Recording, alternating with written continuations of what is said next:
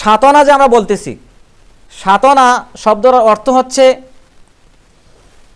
প্রত্যেক মন্দ জিনিস, প্রত্যেক মন্দ জিনিস। সেটা জিনিস হতে পারে, সেই শয়তান মানুষ শয়তান হতে পারে, সেই শয়তান জিন শয়তানও হতে পারে। প্রত্যেক মন্দ জিনিস যেটা প্রকৃতিভাবেই খারাপ, প্রকৃতিগতভাবেই যেটা খারাপ, সেটা হচ্ছে সাতনা।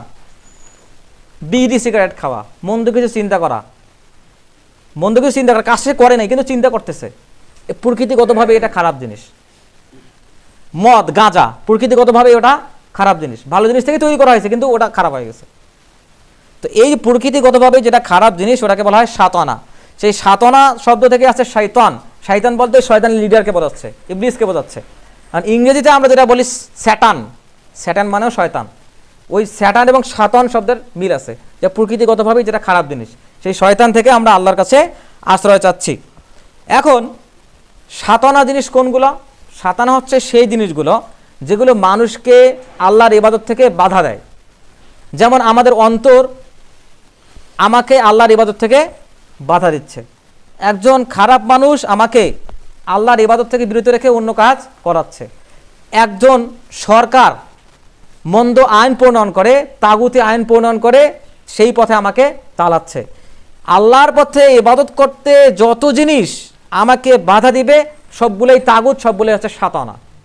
এই সাতানাদের লিডার, এই মন্দ কিছুর লিডার হচ্ছে শয়তান, ইবলিস, ইনি হচ্ছেন লিডার। এখন তো যারা আল্লাহর ইবাদতে বাধা দিচ্ছে তার মধ্যে আমরা প্রথমে পাইলাম আমাদের প্রধান শত্রু হচ্ছে আমাদের নফস, তারপর দ্বিতীয় শত্রু হচ্ছে শয়তান। তো যখন আমি আউযুবিল্লাহি মিনাশ শাইতান পড়তেছি তখন আমি আসলে কি বলতেছি? তখন আমি বলতেছি যে আমার অন্তরে যে খারাপি আমি তো সেটা বাদ দিলাম, বরং যে খারাপ কাজটা আমার দ্বারা হতে যাচ্ছে, শয়তান ওয়াসওয়াসা দিচ্ছে, সেই ওয়াসওয়াসা থেকেও আমি আল্লাহর কাছে পানা চাচ্ছি। শুধু সেই তার দেওয়া ওয়াসওয়াসা নয়, বরং আমার ভিতরে যে খারাপি আছে, অন্তরে যে খারাপি, ইন্নান নাফসাল আম্মারাতুম বিসু, এই খারাপি থেকেও আমি আল্লাহর কাছে আশ্রয় চাচ্ছি। তার মানে প্রথমে নিজের কথাই আগে আনতে হবে, পরে শয়তানের কাছে যাইতে হবে। কারণ শয়তানের কুমন্ত্রণা দুর্বল। আল্লাহ সুবহানাহু ওয়া তাআলা পবিত্র কোরআনে বলছেন, ইন্না কাইদাশ শাইতানি কানা দাঈফা, শয়তানের যে কুমন্ত্রণা কৌশল এটা দুর্বল।